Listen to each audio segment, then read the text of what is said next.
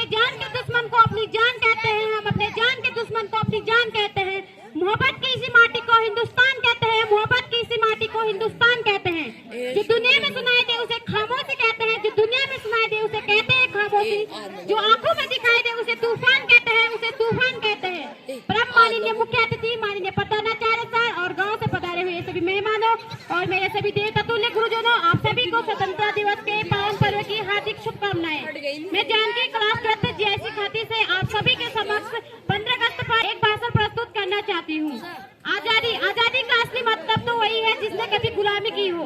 हम तो सौभाग्यशाली है कि हमने स्वतंत्र भारत में जन्म लिया। प्राचीन, वर्तमान और मध्यकालीन भारत के उदाहरणों से मैं स्पष्ट करना चाहूंगी कि जब हम तिरंगे के पेड़े में फंसे थे तब रंग दे वचन की चोला के एक आवाज से खून में आ जाने वाला 5 डिग्री का तूफान अंग्रेजी शासन के जड़ें हिला देता था।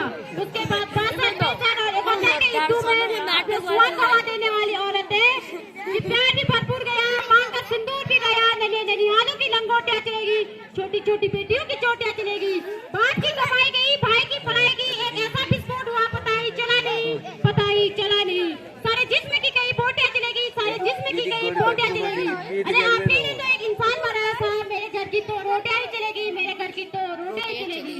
पूरा परिवार इस तरह अपनी देशभक्ति साबित कर रहा होता था, तब देश बलिदान मांग रहा होता था, तब देश लड़ जाने, मर जाने, मिट जाने और फांसी चढ़ जाने को कहता था। किंतु आज देश लड़ जाने, मर जाने, मिट जाने और फांसी चढ़ जाने को नहीं कहता है। यदि मेरे कर्म में कोई व्यक्ति अपना काम पूरी मेहनत, ईमानदारी और लगन से करे हुए है तो क्या देशभक्त है? मैं नहीं मानती फेसबुक, इंस्टाग्राम और व्हाट्सएप की डीपी को 3 रंग से रंगना ही देशभक्ति है। अपने परिवार, अपने समाज और अपने देश के प्रति समर्पण का भाव है देशभक्ति। हर देशद्रोही के जीवन में तूफान लाने वाली हमारी सब देशभक्ति, ताकि हर देशद्रोही ये समझ सके कि अगर तू परिंदा है तो ये आसमान तेरा है, अगर तू दरिंदा है तो ये शमशान तेरा है। भाईचारे से रहना है तो रहे इस जमीन पर, वरना ये कब्र भी तेरी है, कब्रिस्तान भी तेरा है, वरना ये कब्र भी तेरी है और कब्रिस्तान भी तेरा है।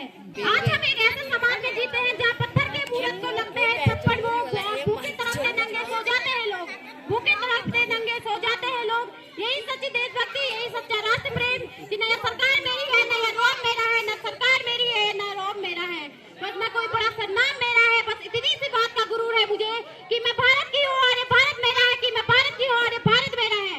मेरे कर्म में न हिंदू की जरूरत है, न मुसलमानों की जरूरत है। राष्ट्र निर्माण के लिए केवल एक सच्चे इंसान की जरूरत है, केवल एक सच्चे इंसान की जरूरत है।